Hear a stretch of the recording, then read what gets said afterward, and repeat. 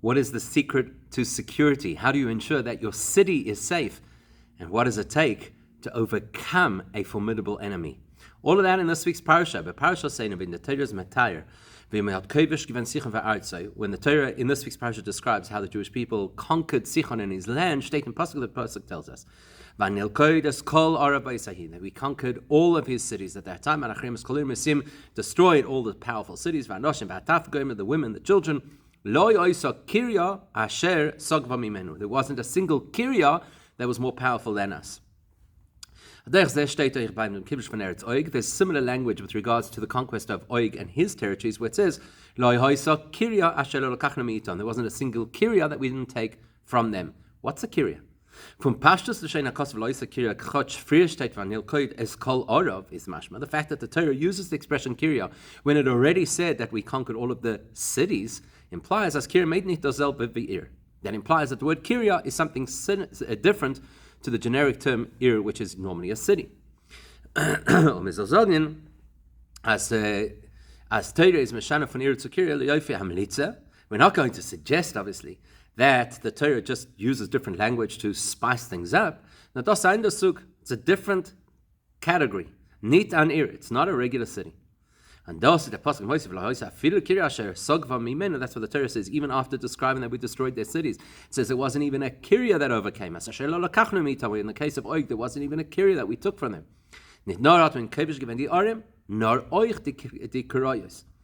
So what does it imply? Not only did we destroy the cities, but even the Kiryas. What's the difference? So we need to understand what's the difference between a Kirya and an Ir. They both seem to have the same meaning, a city. What's the big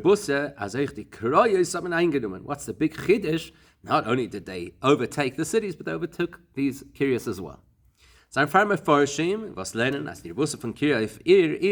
some people want to suggest that the difference in a Kirya, the greatness of a Kirya, is as Kirya is an irma kepes chayma. That Kirya is a title you use for a city that is fortified by a wall.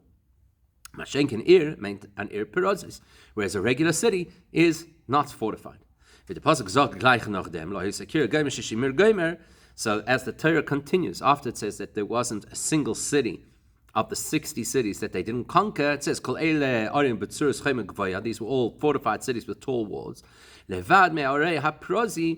Except for those that were unfortified cities. On the chiddush in the psukim is, and therefore you can understand where the pasuk is going with this, what the innovation is. Not only did the Jews conquer the unfortified cities, even those cities that were very protected, very fortified, we were able to take them as well. And that would explain the escalation of what the Torah is telling us. We took over the cities and even the fortified cities. The only thing is, the Rabbi says, if you really pay attention, that pasuk that we've just quoted about the walls actually undoes our attempt to translate that Kirya means a walled city. Because from them guf of the Torah is Chelek, the fact that the Torah itself spells out that distinction, the difference between those that were fortified walled cities and those that were open cities, in a bazunder pasuk, the fact that the Torah tells that to us, and in a separate pasuk is mashma, as also straight and freedom pasuk, the shinit between Ir and Kirya, that implies that in the earlier pasuk where the Torah distinguished between an Ir and a Kirya, meant dasan and the chiddush in Kirya lagabe Ir. It's talking about something else that distinguishes the Kirya from the Ir, makes it more surprising that we could conquer a Kirya. It's not about walls. Aber frat, as dem shinit von Ir and Kirya sagt schein die Torah b'mechem sichon shelifnei zeh, especially because the distinction between Ir and Kirya, something the Torah described in the war against Sichon earlier, and there doesn't speak about the difference between walled and unwalled cities. So there must be something else about a Kirya that makes it so surprising that we could conquer it. What is it? When it comes to the war of Sichon, it just says there was no Kirya that they did not conquer. And it doesn't describe the fact that they conquered walled cities. It says only a Kirya. So that implies that the Kirya has something else surprising to it. You know, it's surprising that they could conquer it. Logic dictates that there must have been walled cities in Sichon's territory as well, yet the pasuk does not describe it. So what is a Kirya? The Baal Seder Hadoros B'Sifrei HaKinuim Taich Dem Chelek. So there's a Sefer Seder Hadoros, and the author of Seder Hadoros wrote another Sefer Erech HaKinuim, which explains expressions used in the Torah. So he explains Dem Chelek Tzvishan Ir and Kirya. What's the difference between a regular city and a Kirya? Ir Nikra Afshein by Machlusim Miduyurim. That he says an Ir, a city, is even a city that's not really very well populated. Whereas the word Kirya implies that there's a large population. Kumoi, like the pasuk says, Ma'kol ha-Kirya hoime. What's the sound of this crying or moaning or groaning city? And Kirya there is full of people. And he links this to the Arim Miklat, where, by the way, this has an halachic application. The fact that the Torah says Vikrisim lechem arim, that you should build cities, it says Ki ha'arim ha'elu Ki ha'arim taso isam Kirya. That he explains that means that they can't just be ordinary cities for the Ir Miklat. They have to be populated cities. Like the Rambam paskins la'aloche, Arim Miklat emeshivim lo'isem lemukbim kaim uchlusin. That you can only choose to make an Ir Miklat in a place that has many people.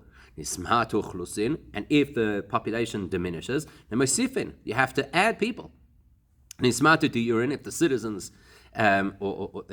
diminished, then you bring in Kohanim, Levim, and Yisraelim to populate the area. Why? Because the Torah says Vikrisim, and a Kirya is a place that is populated. So that's the difference between an Ir, which is an ordinary city, and a Kirya, which is a very populated, densely populated city. The only thing is that then requires us to explain. In the Psukim Sheba Parashah Senius Klora Zech Diorim Havin Gad Diorim, it's very clear from the nature of the Psukim that even the regular cities were populated with people. As the Torah tells us, we conquered all of the places with the women and the children, implying that there are a lot of people. As the pasuk also says, right? Same kind of message. So even when you're talking about population, and even when you're talking about inhabitants, there still has to be a big difference between a Kirya and an Ir. What's the difference? So to get them, we're going to look at this halacha about the nature of the population in an Ir Miklat. In dem din by your mikrat nismated yurein machnisin the tochen kahanim levim v'Yisraelim. How come the halacha is, as the Rambam told us, that if the population diminishes in an Ir Miklat, you have to add more people? Why do you have to add more people? And Kohanim Levim Yisraelim particularly. For the time also state of them in Mefarshim, so one of the reasons given, the Ritva bringt Hashem Rameh as the Fa bringt men dot Kohanim Levim Yisraelim. So he explains that the reason that you have to specifically bring all the various kinds of Jews, Kohanim Levim Yisraelim, is because because you want these people who are in the Ir Miklat escaping punishment to be surrounded by compassionate people who are not inclined towards murder, and also because of their passion, they will not hand this person over to the family who's looking for vengeance. So Hedem Tam is that if you take this approach, that the reason you need these people is to have a healthy environment for the person who's trying to escape vengeance, so then it sounds like this is just another detail in the halachas of Arim Miklat. For example, there's a halacha that you can't make a Ir Miklat too big, nor can you make it too small. It has to be an average size. You can only establish an Ir Miklat in a place that has access to the markets, in a place that has drinking water. If it doesn't have natural drinking water, you have to create a system for drinking water. And those are obviously all side details about the Ir Miklat to benefit the people who have no choice but to live there. So it sounds like that's one of those things, right? Just like you have to benefit them by having an opportunity to make money and to be able to survive, you also have to have them surrounded by good people. But there's another reason why you have to have population in an Ir Miklat. This is quoted by Achronim. Es kann sein, als in der Ir Miklat sollen es Rabbi werden als Gelim sherotzchu und die Ir soll mehr nicht keulet sein. What happens if, God forbid, we have an influx of people who have to go to the Ir Miklat because of inadvertent murders? And now they become the dominant population in the Ir Miklat. If that happens, the Ir Miklat no longer functions. And the Devorim because the halacha is, the minute a city has a majority population of murderers, even inadvertent murderers, it's no longer an Ir Miklat. Therefore, you introduce new population into the area, so that they should become citizens of the city, so that they should be the majority of the population, not the people who were exiled there. Then the Ir Miklat could still work because the majority population is not Roitzchim. Is the Dinikin tonight study in Ir Miklat. Now, if you take this approach, the fact that you have to have many people living in the Ir Miklat is not just another subcategory of an Ir Miklat. Now, this is a function of whether or not the city is actually going to do its job, if it's actually going to protect the Goyim. But it is a negative condition. In other words, if condition is not fulfilled, the Ir Miklat does not work. In other words, we want to make sure we have enough people in the city to avoid the problem of having a majority murderous population, which would cancel the value of being an Ir Miklat. Davon aber, was der Baal sagt, das verbinden mit dem Pasuk, wie Chrisem lechem Arim Miklatiyen lechem. But if you remember, the Seder HaDoros, the author of the Seder HaDoros, linked this concept of population in the Ir Miklat to a pasuk, a proactive pasuk, not a pasuk about avoiding a problem, a pasuk about how to design an Ir Miklat, where it says, "V'hi Chrisem lechem Arim." You have to build these cities, so that the person who inadvertently murders can run there and be protected. In other words, the pasuk wo es wird gesagt, der etzen din wegen Ir Miklat. That's the pasuk that tells us the core mitzvah of building an Ir Miklat, not the ensure the following problem does not arise. Is mashma that implies as a din in the etzem chalus din Ir Miklat, that not only is population a sub detail of an Ir Miklat, not only is having the right population a way to avoid a problem in the Ir Miklat, but having this population is core to the Ir Miklat being able to do its job. Das heißt, in other words, not only is it not a side issue like make sure that they have all the amenities that they need as Goyim, but it's not only to avoid a problem that what if there are too many murderers in this city, which would then neutralize the power of the Ir Miklat. That's not what the pasuk is saying, or at least not the Seder HaDoros is saying. It's a core principle, having a population that includes Kohanim, Levim, and Yisraelim, that makes an Ir Miklat into an Ir Miklat.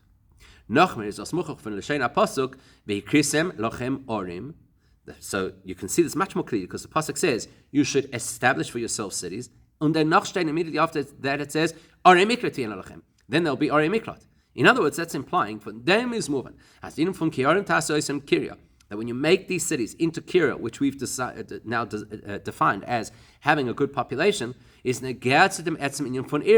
that will make them a city that could be a refuge city. And afgedemelt is chalafir the din von Ir Miklat. Ir Miklat tienelchem. Only when they have that population, then they could be an Ir Miklat. Then they could have the effect of protection. So we have to understand about memecholuk din von mikrisim ha'arim tasos im kira von the other tenoim gedorim was in Ir Miklat. What is so unique about this concept of the Ir Miklat having a decent, substantial population that distinguishes it from all the other details which we have said are important details, but not make it or break it details. Somehow having this population is make it or break it for an Ir Miklat. Why? So, to understand that, let's understand what is the problem with the person who has to go to the Ir Miklat, because then we can understand what the Ir Miklat is looking to solve. The explanation is this. The fact that the Ir Miklat protects the person who killed somebody. And therefore, the vengeful family member cannot touch him in that place. It's not just because he is in a protected space, and that protected space is going to protect him. There is something fundamental about who this person is and what's happened to them in their life and what it's done to them as a person that has to be addressed by being in the Ir Miklat. So the first critical piece of information is that when the Retzeach enters the city, he is now a citizen of the city. He's no longer an individual on the run. He is now a citizen of an Ir Miklat. And therefore, the collective merit of the people in that city protects this person from being attacked. So when rechaming die ganze Stadt mit alle Tishavim Shabal Sakol Kol v'Tzibur Echad, what does it take to have that quantum of a tzibur community that could protect him? When there's a substantial population. When the city is full, you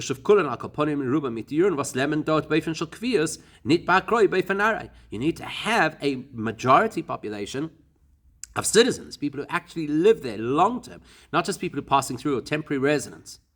But if that population diminishes, then you no longer have this big, powerful, positive community. All you have is a series of individuals living in the same geographical location. That's not an Ir Miklat. An Ir Miklat needs a substantial quantum of people who form a healthy community, and then when you become part of that community, you become healthy too. Das heißt, the other pratim in all the other details that you can't have them, all the details we're learning over here about population, that you don't make an Ir Miklat unless there's a decent population. And if that population diminishes, you've got to bring people in. And if the inhabitants diminish, then you've got to bring in Kohanim Levim Yisraelim. As the Ir is neat, Stam Ashdod vos leben as achidim zusammen. All of that is to ensure that this is not just a city that has a whole lot of disconnected people living in it. We want to make sure that it is a single city with an overwhelming population, with a community of good people that will negate the negativity of this person's experience having killed somebody. And that's why we have to bring in the various components of the Jewish community. All of them. Why? Because the commentaries ask, why do we need that specificity? Why do you have to have all three of them? Makes sense based on what we've explained. Because the protection and the absorption into a community that this person who killed has to experience, it's not just stam, he has to be part of a group of Jewish people. It has to be a community, Me'ein Klal Yisrael, a miniature version of the Jewish nation.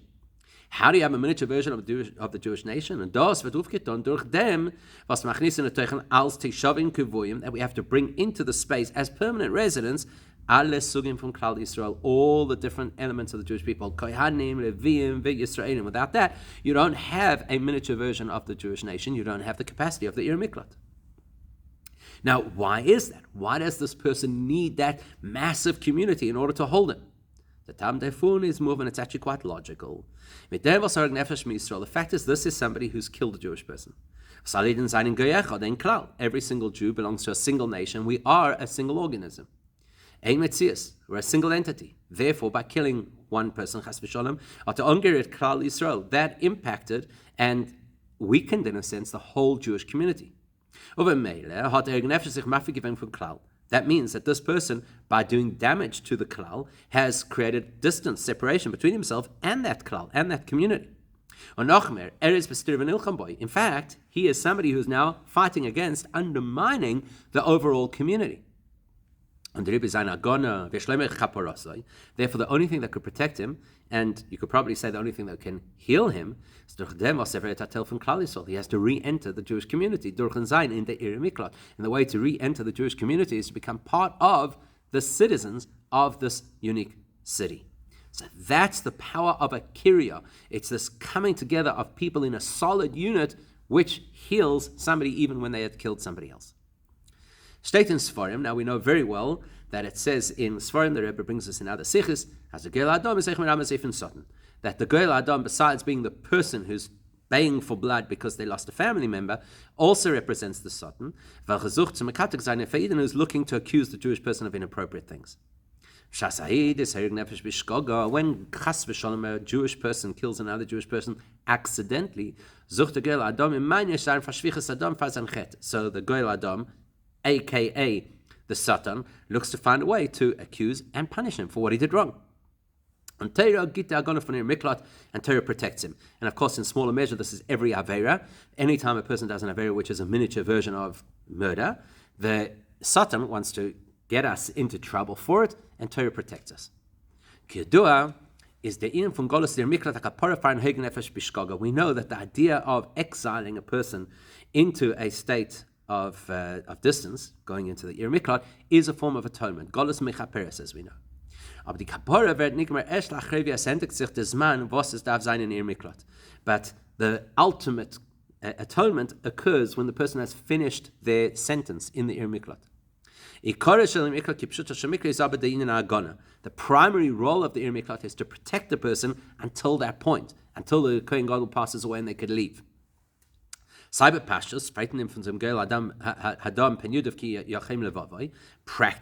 it's to protect him from the family members who are very agitated and heated and want to take revenge. But also being in the Ir Miklat also protects the person from the spiritual Geil Adam, which we've identified as the Satan. As ich Eide der Eid bekommt sein Kapor durch Golos, over Mele is noch bei ihm der Tetzor Pole von sein Chet, which means even before the person has been atoned, even before the Golos has achieved its purpose, and therefore they are still haunted by their Avera. So the Zevar sich befindet sich in Ir Miklat, can the Geil Adam him nicht honor. As long as he's in that solid environment, even the Satan cannot harm him. Und der Kerach going for Ir Miklat, what gives the power for such incredible protection even against the Satan? Was is Akiria, specifically that it's Akiria, an ort von Achdus Kanal, a place where the entire community is as a single entity, which means we've now learned the two key things about Akiria. Akiria is a lot of population, but much more importantly, it's a population that is united. Kiadua, as Pshas means in Hamatzah von Shalom ve'Achdus, is das Atzol v'Agona, because we know that when there is peace and when there is unity, that creates salvation, that creates protection. As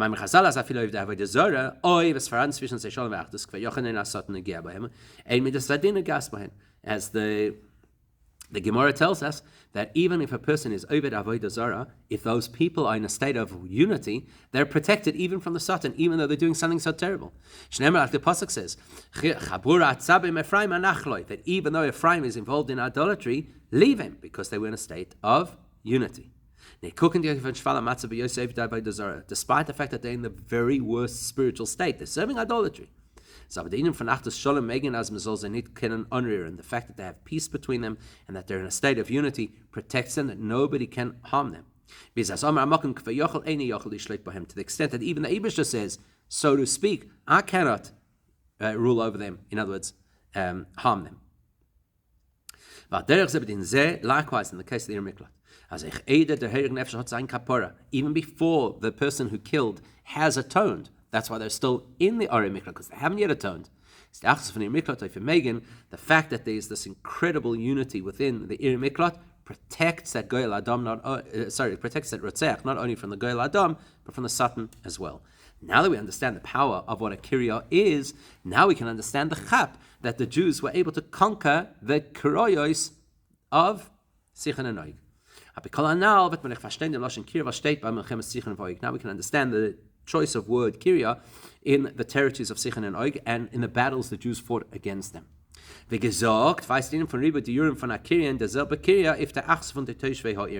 as we've discussed, this large population in a single place implies a unity between all of those people. And that's what the Pasuk is telling us. Not only were Sichon and Oig the most incredibly powerful people leading incredibly powerful nations, but much more importantly for our conversation, they had united communities. Their cities were called Kirya, because they had this special element of unity which creates protection even for the worst people. When we gefindt das sich bei Bnei Noach, wer steht der Time for was der Afloga is nicht never geworden with der Amabel. We very good example of this is how come the generation that built the Migdal Bavel were not destroyed in the same way as the generation of the flood, even though they did a terrible thing. They challenged Hashem's authority. But the der Afloga, because in the generation of the Migdal Bavel, they had love and friendship between them. Like the Torah tells us, they spoke a single language with a single focus. Whereas the generation of the flood, they stole from each other, and there was a lot of discord between them. And those is the bus was Torah is mandish b'mechem sichon va'oig. Therefore, that's the great insight that the Torah is giving us about the battles against sichon va'oig. Lo hoisa kirya shesag v'mimenu. Even not one single kirya was too powerful for us. Lo hoisa kirya shelo lokachnu mitom. There wasn't a single kirya we didn't take from them. As afili die Stadt, welche seinen gewähnen Akiria, bei sie ist gewähnen Achtus v'Sholem, that even those cities in the territories of Sichon and Og that had incredible unity, which means they had spiritual protection. We were able to overcome them and we were able to take those cities. Now the obvious question is, how are we going to get there? And when you think about it this way, it's a much bigger chap that they were able to overcome the cities that had the status of Kiria than even to overcome the cities that had physical walls. Because here we're talking about spiritual protection, which is much more powerful than physical protection. And that's why when the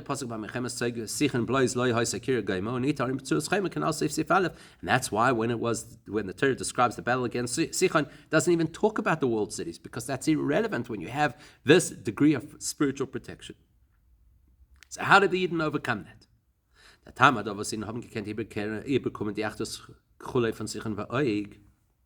How did the Jews override this incredible unity amongst the people of Sichon and Og? Especially when you consider, we've already pointed out that even amongst nations of the world, unity brings them tremendous protection. So how do we break through that protection? That's because the kind of unity that they have is relatively superficial. The kind of unity that they experience is a shared activity, a shared behavior. It's not that they are fundamentally one. They unite around a cause.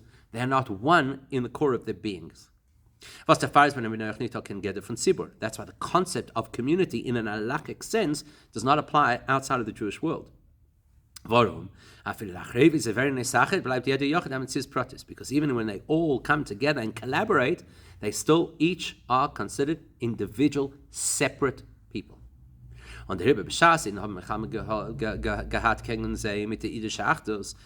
when the Jewish people come against them with Jewish unity, which is true unity as the Jewish people have, that overrides this unity that the other side has, which is a technical unity and a pragmatic unity as opposed to a fundamental unity. Darf noch aber verstehen dem Tam, was darf in dem Kibush von Eretz Sichon v'Oig ist die Torah madgeshat Minyan von Loi Hoyse Kirya shesog men asher lo lekachnu mi'itam. So the last question is, why does the Torah specify this concept? Dafka bas Sichon and Oig, was there nobody else that had this kind of power? So the explanation is because what's going to happen next, that's what's so critical over here. The Kibush von Eretz Sichon v'Oig ist given auf dem Weg zu und zu lieb Kibush sein Eretz Yisrael. Conquering Sichon and Og was on the way to and for the purpose of conquering Eretz Yisrael. Nochmal, bekam Protim rechnet sich Eretz Sichon v'Oig als das Scholle von Kibush Eretz Yisrael. In fact, technically, in certain respects, conquering Sichon and Og is already considered the first steps of conquering Eretz Yisrael. That's why Moshe Rabbeinu says, I was part of conquering Sichon and Og. Maybe that means I get into Eretz Yisrael. Biz, as a Kamadeus, is das Nichel in the Bris Ben Abesarim. In fact, there's some opinions who say that part of the Eibishter's original promise to Avraham Avinu about Eretz Yisrael includes Sichon and Og. It's eine von den Chidushim, was hat sich aufgetan b'chnisas Yisrael Eretz Yisrael. One of the big shifts that was going to happen when the Jewish people would enter Eretz Yisrael is bashanan in dem, was demot sein ihnen geworden am Metzius von Tzibur Beifem von Kol. What was going to happen is that the Jewish people would become a single community, a single nation. That's why it's only on entering Eretz Yisrael that we became responsible for our fellow Jews, because now we're all one. Mashenkin in Bavel is together ein tiny tzibur beBavel, whereas when the Jewish people are outside of Eretz Yisrael, also a classic example is in Bavel, where they had massive Jewish infrastructure, and yet they didn't have the concept of a tzibur, so they couldn't decree a new communal fast, because communal fasts can only be established in Eretz Yisrael, where the people are truly one single entity, one single community, which doesn't happen outside of Eretz Yisrael. Das heißt, in other words, bichnisosam loretz is nigbar geworden b'shleimus dem Metzius von Eden. That means entering Eretz Yisrael completes that process that began at Matan Torah and began before that at Yetzias Mitzrayim of consolidating the Jewish people into a single entity. אבל לא שנה הצופנס פנח, אחas shenichnasu l'Eretz Yisrael na'asu tzibur v'nasa metzius achas nitzchis. Only when the Jewish people entered Eretz Yisrael did they become a true community and an everlasting entity. And as Marich vidas in the Bechama halachas, and he goes into a whole lot of halachic applications of that. On the river. That's why specifically these battles against Sichon and Oig, which are al-Sakdam v'ascholav from Kibush Eretz Yisrael, which are the beginning of the process of conquering Eretz Yisrael. So that's when you had to dismantle the unity that Sichon and Oig experienced, the Kirya, these big cities of unity. The Achtus and Klippa ba'uma sa'olam, the negative unity that exists by the nations. Which, by the way, is the reason why Sichon and Oig, their people, came together with such power to try and prevent the Yidden from getting into Eretz Yisrael. Und euch der Koyach bei Iden, ich finde the Kiroyos von Eretz Sichon Oig is given mit Sadamin Achtus Gufa. And what empowered the Jewish people to override them? We had to find our unity. And the reason that this is such a key component of breaking into the land of Eretz Yisrael and making it ours is because this is what it's all about. It's all about creating that united entity of the Jewish people that Sichon and Oig are trying to prevent. And therefore, even though the Yidden are not yet in Eretz Yisrael, and they don't yet have this magical oneness of the Kol, which only happens when you get into Eretz Yisrael, but because they're now fighting the battle for Eretz Yisrael, they already have some element of it. They have enough of that united power to be able to take down the united front of Sichon and Oig against them. Parshas Matas Masa, Devorim werden gelernt allemal in die Tag von Bein HaMetzorim. We know that these parshas are always read during the period between Shavas B'Tammuz and Tisha B'Av. Is moving as a Teichen von Kirya, welches Mudgesh Sein Parshas Masa and Sein Parshas Devorim hat a Sheichas Michedes zu dem Zman. So this concept of a Kirya, which is mentioned at the end of Parshas Masa, as well as in Parshas Devorim, must speak to this time of the year. We know that the Churban of Golos von Eden is Sibasa the period zwischen Eden. We know that the destruction of the Beis HaMikdash and the exiling of the Jewish people was a result of a breakdown in Jewish unity. As we well know, the Gemara tells us, why was there a Churban? Because of Sinas Chinam, because of baseless hatred. Was der Fun is moving as the Tikkun from Ben Amtzorim is durch Mevatel sein the Sivas HaChurban. So naturally, how do you get rid of Galus? You've got to get rid of the cause for the Galus. Durch Moisef sein und Mechazek sein, der Minion von Kirya von Eden, Abbas Yisrael, bis in an Eufen von Achtis Yisrael, B'Shleimos. How do we do that? We have to rebuild our Kirya, our tremendous sense of love for our fellow Jew, and absolute unity. Und in dem Sinne dort die zwei Shlavim, and just like in the parashas, the two stages, there are two stages in our spirituality, in our Abbas Yisrael and Achtis Yisrael as well. In Parshas Masay, and then noch in Parshas Devorim, as illustrated in Parshas Masay, and then again in Parshas Devorim. Lechol Roi sagt man, als euch Viden befinden sich noch in Golus, in die Masse ben Yisrael, in Midbar Ho'amim. The first thing is that you have to know that even when you're still in Golus and you're traveling like Masay represents, traveling from place to place, you're in the desert, it's a place that belongs to the nations of the world. When we're still in the Ir Miklat, we haven't yet atoned for our Averis that caused the Golus in the first place.